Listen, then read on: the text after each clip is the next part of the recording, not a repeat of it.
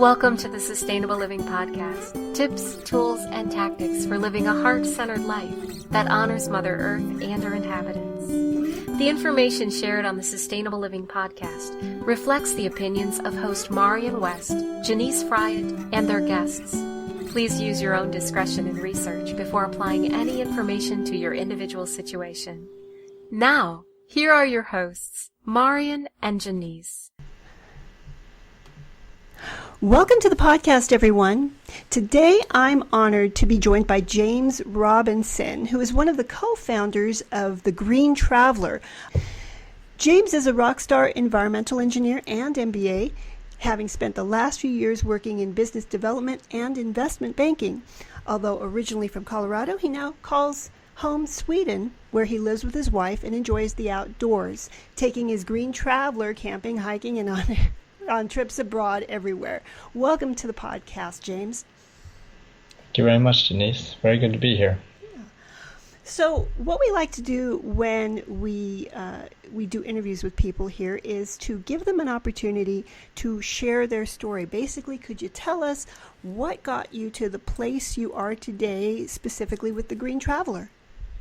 So I was born in Colorado, in the natural environment all the time, hiking with my mom, being in the woods a lot, seeing the natural environment in Rocky Mountains is a much different experience than the city I grew up in. So I had this ability to compare the city life with the outdoors, and I always wanted to be more in nature as much as possible. So I found a college in Northern California where I could do just that and be near the oceans, the forests, the mountains. We had it all. It was fantastic. And the college I went to was very sustainably minded, even before I arrived. And actually, that's where I met my co-founder, Julian.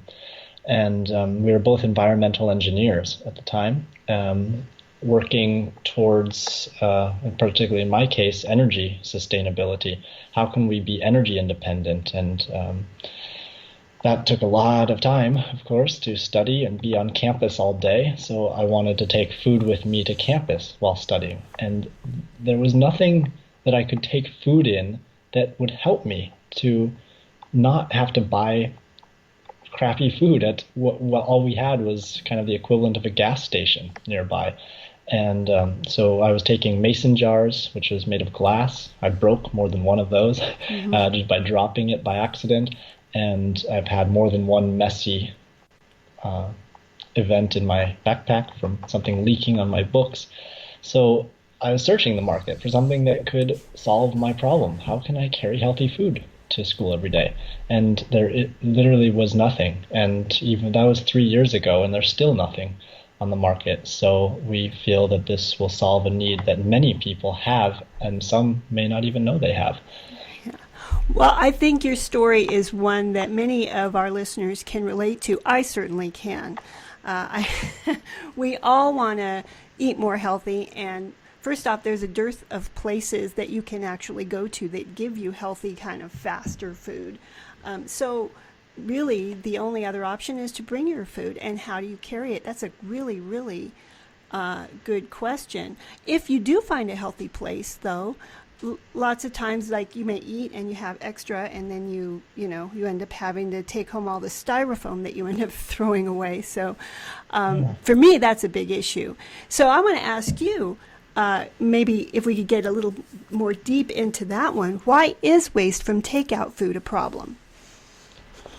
Well, it's kind of as you said, that you have to end up deciding between taking your nice food from home, nice food from the restaurant back home, or leaving it to be wasted so that you don't have to waste the styrofoam as well. And if you go out to a fast food restaurant, if you're like so many people and you're in a hurry, you realize that, like, from fast food restaurants, you'll end up with one hamburger and some French fries and a drink, pretty normal meal. You end up with 7 or 8 different items that you throw away after maybe 10 minutes it takes you to eat it. And where does all this trash go? Really, it ends up in our waterways and in our oceans eventually if it doesn't get burned. So we have to dispose of it properly. And of course, the burning creates carbon emissions, which are also not helpful for our planet. You end up with things like ocean acidification. If we get enough carbon in our atmosphere, that can damage many creatures on this planet, even including us. And it turns out to be nearly as difficult to create, transport, and dispose of single-use containers as it is reusable containers. So why not have a reusable container that you can create, transport, and dispose of only once rather than hundreds of times in your life? Yeah, well, what do you know? I know that there are a lot of people out there, a lot of restaurants now that are trying to give more healthy options. And of course, people like you and me that are real interested in cutting down on the toxins that we're putting into the environment. What do you know about people and restaurants that are doing something to address this issue of waste from packaging? Yeah, well, it turns out to be quite an interesting study, and I don't have the exact details in front of me for this call, but you can look it up. The waxed cardboard is the main, the main solution for something instead of styrofoam. And a waxed cardboard container is actually more carbon emitting than the plastic Really? that's created. Yes, because you cut down a tree for it, which is negative carbon, and then you also have the same process of, most people don't know this, but a cardboard container is covered in plastic, which makes sense because you can't have paper and water or any liquids going together. So they have to coat the cardboard also in a plastic that keeps the cardboard from dissolving in the warm, moist food that you might put into it. So those are compostable and they are burnable, but they're still the same problem of creating, transporting, and disposing of a single-use container that puts carbon into our atmosphere ultimately. Wow. So it's not a very good solution, obviously, this waxed cardboard solution. Right. And they're not doing anything. Is anybody doing anything else besides the waxed cardboard to try and address this? Or I just found recently I know that they've been working on this a while. There's corn-based plastics. They're edible and dissolvable, but that also makes them not acceptable for food. There's a company that started making edible plastic containers to hold a six-pack of beverages. And that's good for the fish. When they end up in the oceans, then fish don't get stuck inside them. You've heard that story, or end up eating them, and they go in their intestines and never leave the intestine again. At least this will dissolve, so that's better. But you don't want to eat your container, so it's not good for the human side of things. Yeah, and that's one upside, one thing that's positive here is people are like you and like the people that created this corn-based containers. At least people are trying to address the problem, so at least that's good. But for many of us, it just makes sense to just pack our own meals at home and carry them around. And believe me, I totally relate to your story in the beginning. It's been very difficult for me. But before we get to that, what are the advantages of packing homemade meals to go? I mean, besides the obvious, can you think of any? Sure. Eating healthy is obviously the number one, and that's for our own sake, that we can have the food we want, given our diet, allergies today and everything like that. You can avoid any scares with accidentally eating nuts or dairy or things that might cause your body direct harm, but also the accumulating effects of fatty foods and foods that have been irradiated or all kinds of things. Who knows? The thing is, we don't know where it comes from, and that's the biggest thing that scares me. I've thought to be a know where it came from Anarian instead of vegetarian. You just know where your food comes from. That's the most important thing. So this allows you to do that. You can, like us, we have a garden. You can bring garden-made food from home. It's even better. You can't get that outside. It's not as fresh no matter what you do and where you shop. Oh, that's such a big... And then the second one is reducing the waste that comes from fast food, especially as the environment. those are two very big ones. And I would also elaborate a little bit more on the know where your food comes from thinking, which is right now so important, especially with a lot of the trade deals and other laws that are proposed that actually outlaw our ability to know where our food comes from or what's in it. So many of us have issues not only with allergies, but just, the general toxins, GMOs and pesticides. The only way to know, obviously when you go to the store, you can get organic and what have you, but the only way to really know for sure is if it comes from your own house or you grew it yourself. So that's a really big deal. And again, a lot of people are wanting to bring their own food now because of those reasons, and also because obviously of cutting down waste. So let's get down to the options that we have had in the past for transporting our homemade meals. Why has this been so difficult? To transport our homemade meals. Yeah, it's been so difficult because containers that exist on the market leak. It's the most common reason.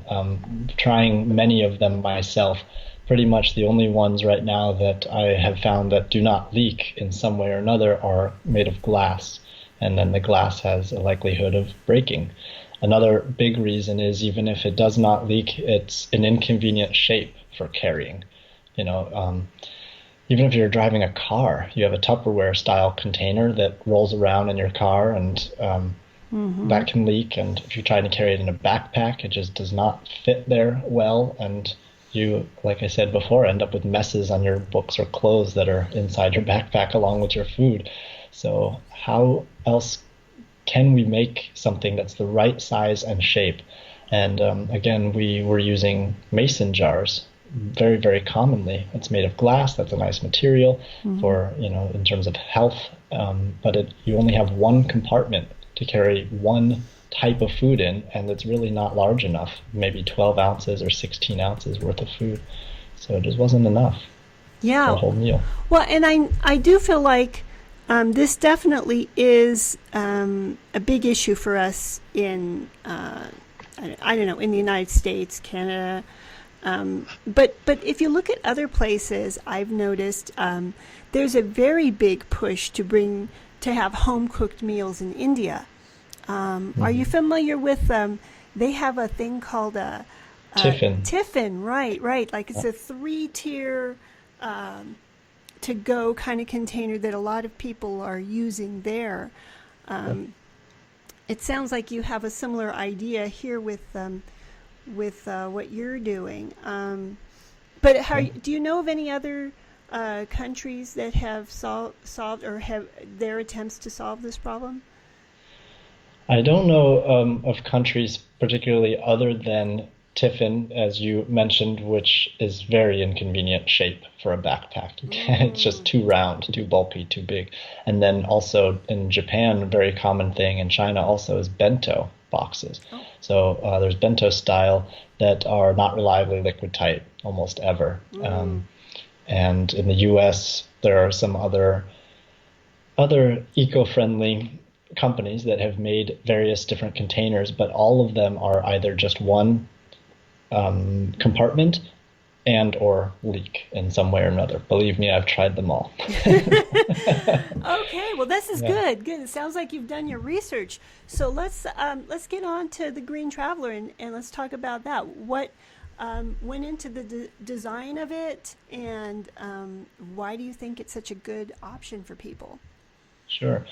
Yeah, so the biggest thing that I really wanted was a cylindrically shaped container, because most backpacks have a beverage net on the side, so you don't need to put your food in the backpack. And I was originally thinking then, if it leaks, at least it's outside my bag. I would also really like a carabiner clip on the product, so that again, even if I don't have a beverage net, I can carabiner clip it to the outside. Then if it leaks, it's not leaking inside the bag. But then I thought, why worry about if it's leaking? Let's design it so that it doesn't leak. And that was a design challenge, and I can see why nobody has done it yet. So we've gone through 5 prototype designs trying to get the best that we can out of a leak-proof container. And it turns out that we need to make it out of plastic, unfortunately. Even though we're trying so hard to avoid plastic, it becomes an unfortunate necessity because the durability properties allow it to last a lifetime. It's lightweight in nature and lower cost. Of course, we would like to make one out of stainless steel, but the problem is if you drop it, it deforms. And if it deforms, it's no longer liquid tight. It loses the reason that it was created in the first place.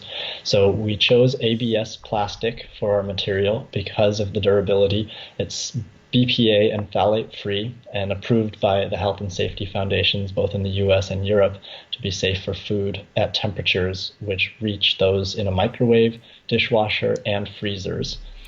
It's the same plastic as Lego bricks, so it's definitely safe for the whole family, and it's definitely recyclable. Oh. We also would really like to have a program where people who, if they damage a portion of their product, they can send it back to us. We can give them a discount on replacing it for them, and we make sure it can be disposed of and recycled properly. Well, that's a good thing. That's very good. If you have to make it from plastic, finding ways to keep it out of the landfill is always a good idea, I think. Yeah, exactly. Out of the oceans especially. The landfill is bad enough, but it's what I really am concerned about is when it ends up in bits and pieces in the oceans and in the bellies of animals. Yeah, that's a very big really deal. Makes me sad. Yeah. Absolutely, absolutely. So could you tell me a little bit more about it? One thing that I'm curious is if I brought hot food in a Green Traveler, would it stay hot? No, we did not make it insulated, but we have design already for a carrying case that it's like a sleeve you can put inside, and that will keep it hotter longer. But again, in this design decision, you always have trade-offs. And the trade-off for insulation is all three of cost, higher cost, larger bulk, more to carry, and a greater weight. So we reduce the bulk, cost, and weight by making it non-insulated, and then you have an accessory option for that. But also, I really tell everybody who asks me that to really think about how often they would use something that is insulated. Unless it's really perfectly insulated, you are most often going to pack a meal for 2, 3, 4, 5 hours later. Even insulated containers will only keep it for maybe 2 hours. At a reasonable temperature. After that, it's kind of cool anyway. That's why I think styrofoam is the number one worst invention humans have ever created, because you have a to-go container from a restaurant made of styrofoam, which is very insulative. But then what do people do? They take it home and put it in their refrigerator. They're not trying to keep that food hot. Why does it need to be made of styrofoam? It could be made of any plastic. You know what I mean? Yes, exactly. And styrofoam is the least recyclable because it's so full of air. The air is what makes it insulating, but it makes it also so much volume for so little material that it's not worth transporting. You're not going to fill a truck with styrofoam because in the end you have very little material to recycle it, even though it's recyclable. Very little styrofoam is ever recycled because you just can't transport it. You're transporting mostly air, which becomes not economical. Mm-hmm, mm-hmm. Well, in the case of taking something home from a restaurant, there's 2 reasons why you would. One might be just to take it home and eat it, which in that case you would want it, to stay hot, I suppose. But the other would be obviously if you're at the restaurant and then you have extra and you want to take it home, then obviously it would go right to your refrigerator. Right.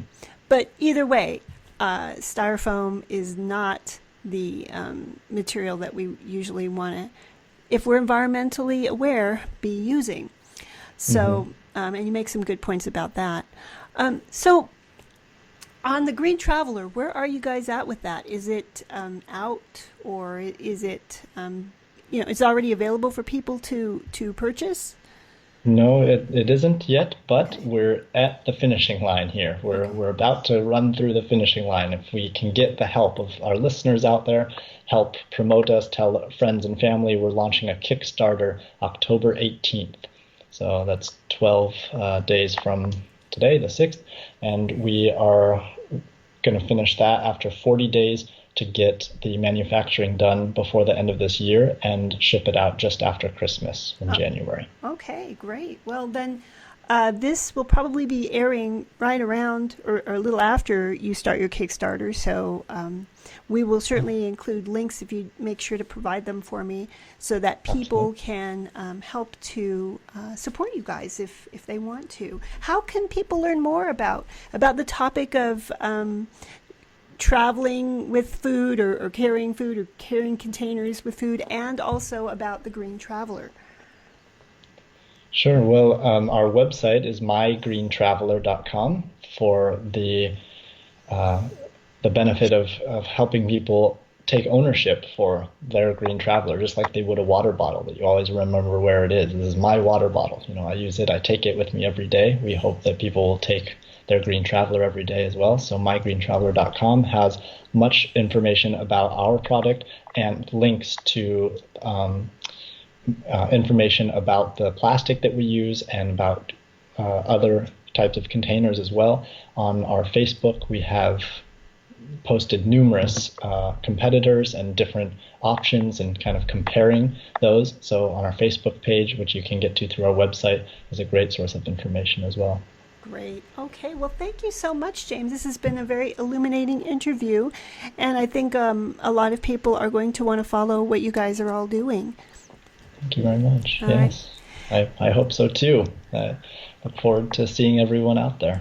Okay. And if you guys have any updates or anything, please, I would love to hear more, any information that you learn about containers and transporting our food. If you have anything else to share with us, please let me know, and we'd love to have you back on the show to share more.